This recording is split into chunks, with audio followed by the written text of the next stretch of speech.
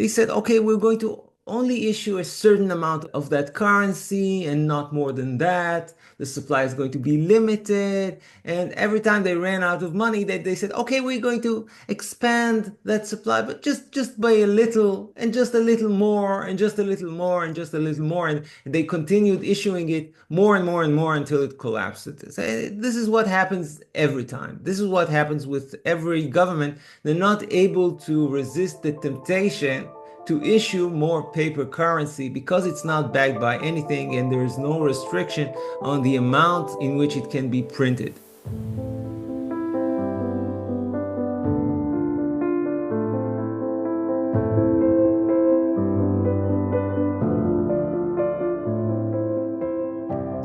So we are often being told that gold and silver are only good for wealth preservation and not for wealth creation. And in normal times, that is probably true. But I argue that we're not living in normal times, that we're living in this crazy period in which we have a very high inflation. And I suppose that inflation is only going to continue because I don't see any real move towards governments restricting their spending, cutting their deficits, becoming more fiscally responsible. So I'm guessing that with all the money that has been printed over the past decade, with all those, very, very low interest rates, there's plenty of currency still circulating in the system, and there's still plenty of inflation ahead of us before it's going to be tamed. And I argue that specifically in this environment, this very unique environment, you can actually get wealthy out of holding gold and silver. And today we're going to try to make the case and explain why. Yeah, I agree. I think that inflation is going to continue. I don't see them becoming, more careful. I don't see them cutting spending. But even if they did, when they're doing well, then they're just trying to get inflation within a target rate of 2%. So no matter what, even if they're doing their job to the best of their ability, you can still expect about 2% inflation. Yes, look, in an environment of like 2% inflation, I wouldn't tell anyone to invest in gold and silver in order to, become wealthy. Because in a relatively low inflation environment, gold and silver will perform well, but nothing spectacular. The specific environment in which gold and silver can outperform is really when inflation becomes really hot, goes to 10%, 20%, and of course, when it completely gets out of hand and we see a hyperinflation. Gotcha. So that's when it might really perform well for you and be something that might be a bit more of a wealth creation asset. Yes. When new money is introduced into the system, does it end up getting evenly distributed among the population? And who typically ends up being the winners and losers in these situations? Yes. So I believe that there is a widespread misconception among mainstream economists. I argue that they don't really understand inflation. They think of the currency as water, as though if you open the tap and you start pouring water into the economy, then all the boats in the harbor are going to rise together. And by that, they mean that all the prices of all the goods and services, and also the wages, your wages, will rise together. And so they think of inflation as being neutral. There's an entire concept in mainstream economics. It's called money neutrality. I think it's complete hogwash. I think it's complete nonsense. I don't think money is neutral. I don't think the increase in the money supply is neutral because, first of all, money takes time to propagate through the economy. And also, it does not impact all the various sectors evenly. So I think that the way mainstream economists think about inflation is completely wrong. And this is why they behave very irresponsibly when it comes to the money supply, because they think it doesn't really matter That if they generate some inflation, it's only going to, give a boost to the economy. It's going to be some sort of a stimulant to the Sure. economy. Uh-huh. And yes, and what they don't realize is that they're causing damage to the public, and it's a long-term damage. And unfortunately, they're only going to discover that damage only once it's done. That makes sense.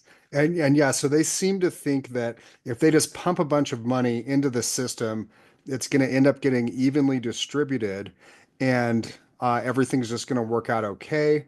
But when you have people who are like on fixed wages and their wage doesn't increase, as opposed to a producer, like someone who's making a product who can increase the price, well, that person's going to be able to ride out that inflation a lot easier, where the wage earner is going to be dependent on their employer to increase their wages. And that's when these things can get a little sloppy, is what it seems like to me. Yes, that's a good example. We call this the stickiness of wages. Okay. They tend to lag inflation because it's very difficult to convince your employer to give you a raise, which is, according to the true rate of inflation. It usually lags behind, and this leads to the salaries of workers. They get eroded during an inflation. So that's one example why inflation doesn't impact all the sectors and all the prices evenly. Another very simple, very intuitive example is that, of course, when prices rise and your salary doesn't keep up with them, then you're going to start to focus on the essentials. Buying food or you're paying your rent is more important than all sorts of luxuries. So I argue that in an inflationary environment, usually essentials are going to perform better than luxury goods, which are the first ones that we tend to cut down on, such as vacations or designer clothes. These are the first, the luxuries are the first ones we're going to cut down on. When prices start to rise due to inflation, that means people need more money to buy the things that they need or want. And a lot of the people that are going to get hit by that first are going to be the wage earners. But what would you say is a better way to describe inflation than what the mainstream economists typically describe it as?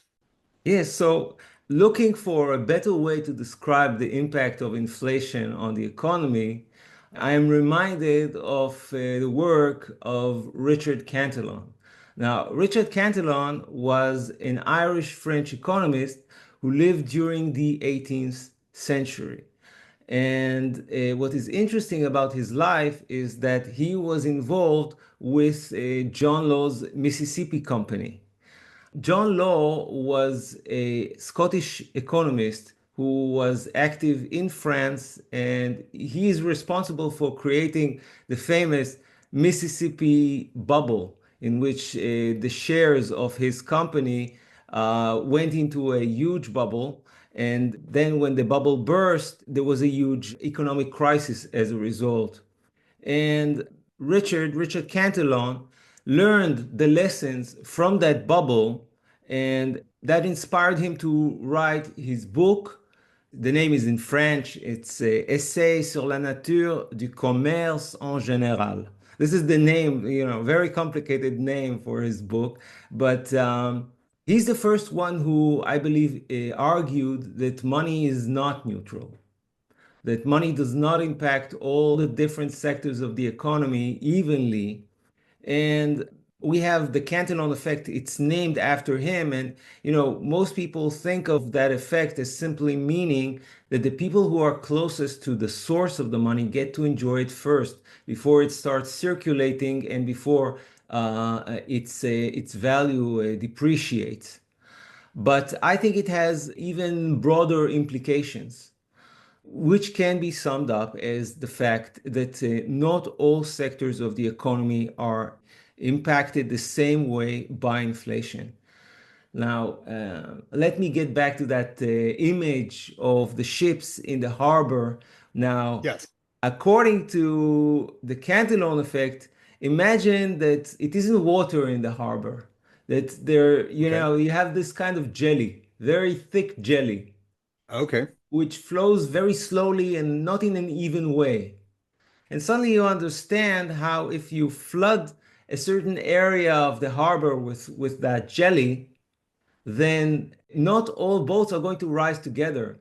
The ones which are closest to the source of the jelly are going to rise first, and others, funny enough, may even sink lower. So I think that's another way of looking at it.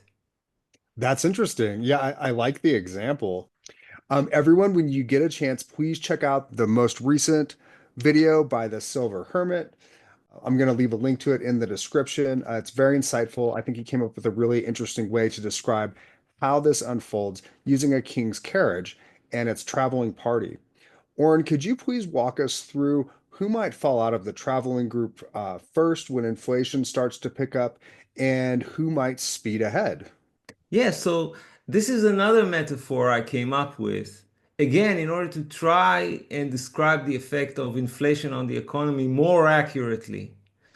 And I came up with this idea of a king's carriage traveling on a country road and escorted by his servants. And in this metaphor, the carriage, the king's carriage, describes the rate of inflation. And the servants represent the prices of various goods and services. And those prices, they tend to follow the rate of inflation because every manufacturer wants the prices of his goods to keep up with the rate of inflation in order to preserve his profit margin. Some are leading by little, some are lagging by little. But I argue that when the carriage is moving slowly, then most of the servants have no trouble following it, keeping up with it, and as though they are moving as a group. And this is the normal situation that you and I are familiar with from times of moderate inflation. As you said, the Fed's mandate of having inflation around 2 to 4%. That means that most goods and services have no problem raising their prices by 2 to 4% a year, and it doesn't hurt the demand for those goods and services, and so they can keep up with, so to speak, the carriage. Gotcha. Now, when you That see inflation picking up, when you see inflation becoming hotter, that means that your carriage is starting to, ride faster. And then some of the servants start having trouble following it. They start lagging behind. And some, the ones on horseback are able to race ahead. And you see what used to be a tight group, suddenly there's distance between the servants. What I mean by that is during times of higher inflation, well, you have certain products which are able to keep up with the rate of inflation. Usually, these are the essentials. You have to eat, you have to pay your rent, you don't want to become homeless, then you'll struggle to pay for those first. And usually these essentials are the ones who are able to keep up with the carriage of inflation. And then you have other products which lag behind, and the faster inflation goes, the more they lag behind. And this, of course, represents the fact that during times of inflation, the demand for certain products is going to drop. And as a result, their manufacturers are unable to raise prices according to the rate of inflation. And so their prices may rise, but not enough to keep up with inflation. And you see just the spread, the distance between the prices, you see it growing.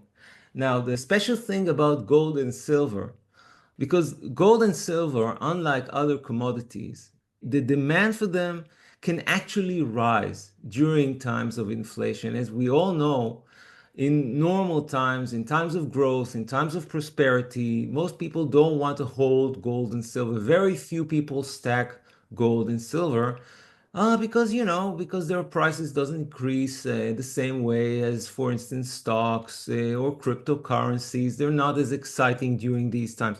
But suddenly, when you have inflation, and since gold and silver are such good hedges against inflation, then suddenly you can see their prices surging. And I argue that they can surge even faster than the true rate of inflation. And that's the unique thing about them. Their supply is limited and they're very durable and they're very compact and you can hold them outside of the banking system.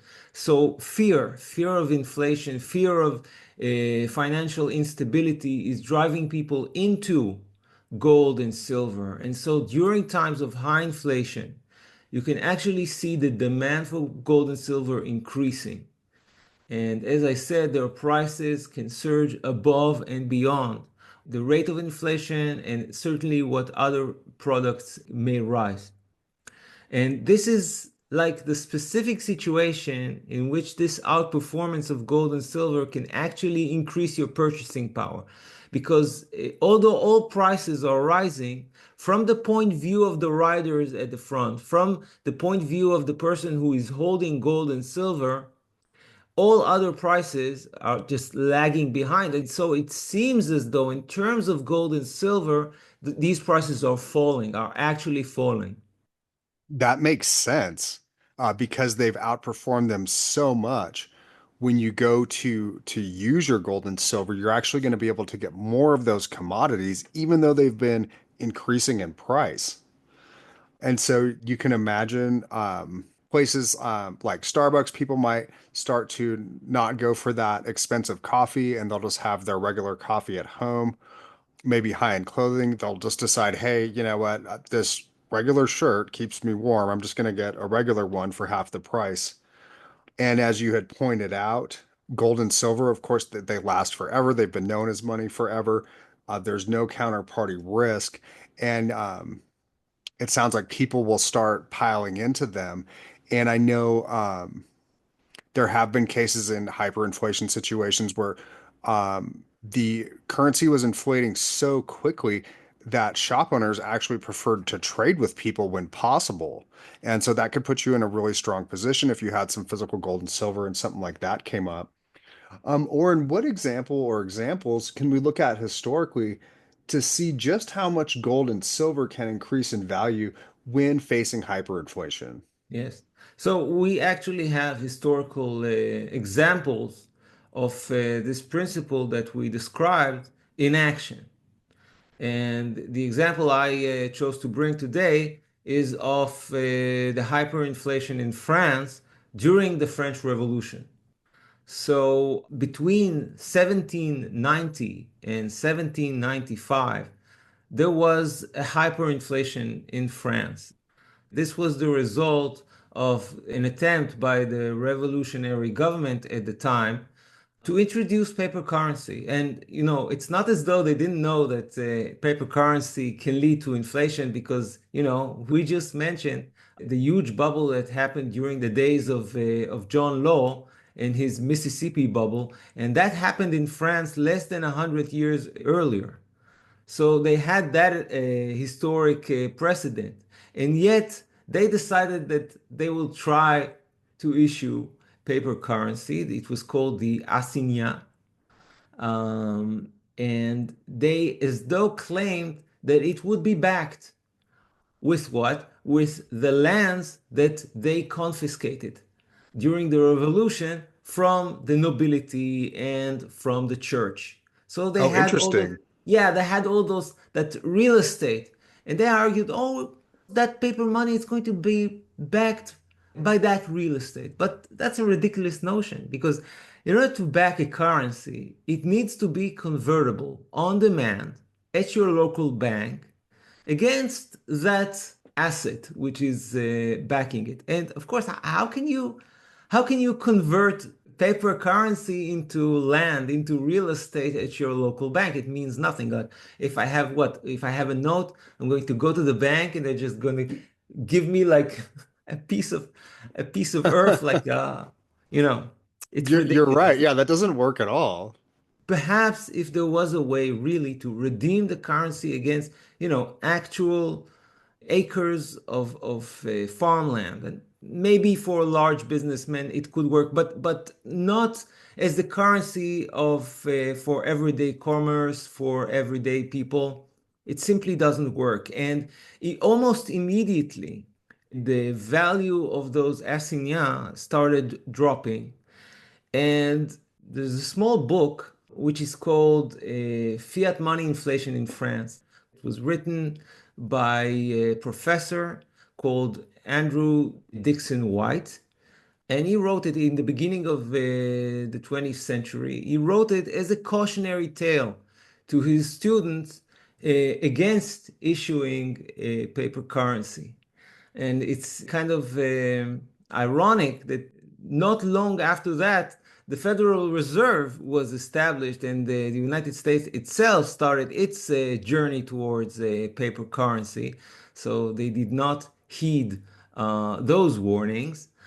But the book describes how the revolutionary government, they said, okay, we're going to only issue a certain amount of that currency and not more than that. The supply is going to be limited. And every time they ran out of money, they said, okay, we're going to expand that supply, but just by a little and just a little more and just a little more and just a little more. And they continued issuing it more and more and more until it collapsed. This is what happens every time. This is what happens with every government. They're not able to resist the temptation to issue more paper currency because it's not backed by anything and there is no restriction on the amount in which it can be printed.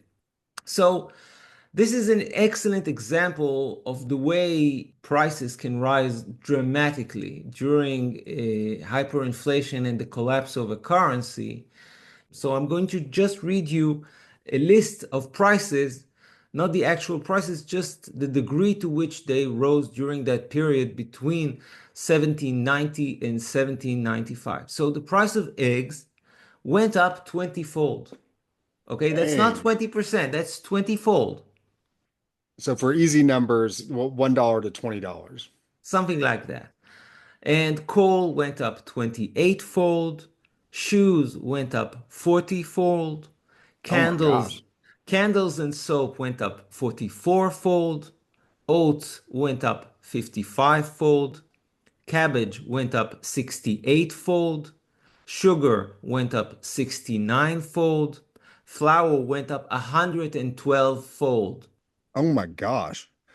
Yeah, notice this one because they needed flour to make bread. It was like the staple food. They had to buy the flour and so it kept up with inflation better than shoes, for instance, because you can always walk another year in your old shoes. You Sure. don't you're not forced to buy new shoes until they completely disintegrate, right? And so the demand for shoes can fall while the demand for flour and sugar is pretty much constant. But then you see that gold and silver outperform all other commodities.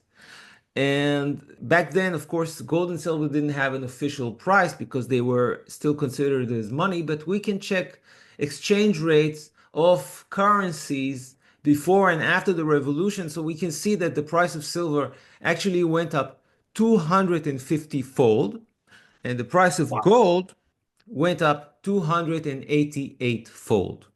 That's amazing. So far outperformed even the necessities. Of course, you can cut down on the amount of food that you're eating, but when it Right. comes to gold and silver, there's no boundary on their price. It's not as though you can say, "Oh, the price of gold is rising tremendously, so I'm not going to buy any gold because, it's too expensive right now." You need gold and silver in order to preserve your savings. So Right. the fact that its price is rising, it's not an incentive to buy less of it. On the contrary, it's an incentive to buy more of it because you need to preserve your savings. Right. You need to have it around. You know that the currency is losing value so quick. Companies are repricing stuff on a daily basis, or maybe even in the middle of the day they're redoing their prices. So you need it to preserve your purchasing power. Yes. And for those who had gold and silver for, well, it wasn't a pleasant thing to live through the French Revolution. A lot of heads got chopped off back then. But for those who did have some gold and silver, some physical gold and silver, they probably did better than their neighbors compared to eggs, for instance. Before and after the revolution, gold could buy you 14 times more eggs. That is that's a pretty significant increase in purchasing power. Yes. Now, I don't have any data regarding real estate. That's a little trickier. But I'm guessing that the same principle is also true regarding real estate. So those who had some gold coins probably could have bought some real estate during that period. Its value probably fell. Right, absolutely. Yeah. So in a way, owning gold and silver could potentially make you rich during those times. That totally makes sense. And it seems to me, especially if you're able to transition out of it at the right time, let's say the price of land did go down and you were able to convert some of your gold and silver when it was at its highest purchasing power level into some land, you could do really well. And that's interesting that they were saying the currency was backed by land, especially with the idea that a currency should be easily convertible to the underlying asset. And using land for that, that does seems kind of crazy to me. All the real estate transactions I've ever done have been lengthy. There's no way I would see it as being easily convertible. And then you're relying on someone wanting that specific piece of land wherever it is on the planet. Whereas, with gold and silver, it's something that you can just take and just hand to somebody else. Yes.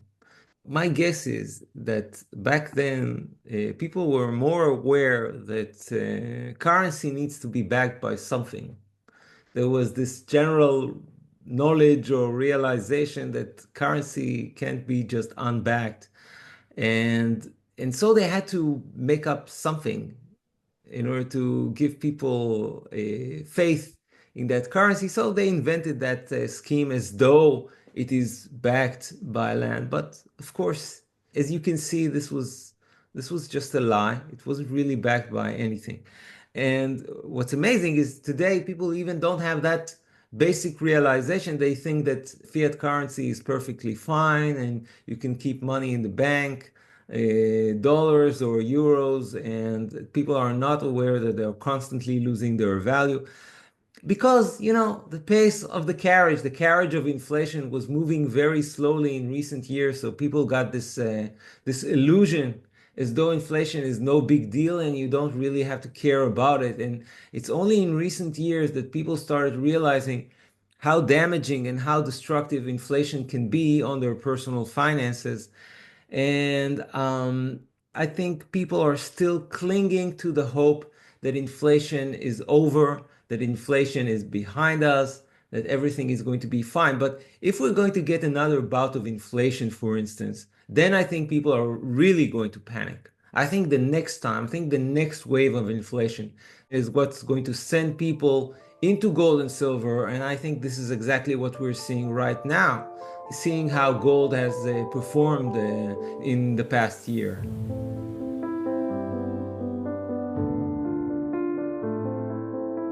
Thank you for listening to the Silver Hermit podcast. If you like this content, please donate in the link which appears in the description below. Please subscribe to this channel and share it with your friends and family. Hit the bell icon to be notified whenever I release a new video. Remember, I'm not a licensed financial advisor. This video is intended for general informational purposes only and should not be regarded as investment advice. Before taking any investment decision, please consult with a professional financial advisor who may assess your personal investment objectives and needs.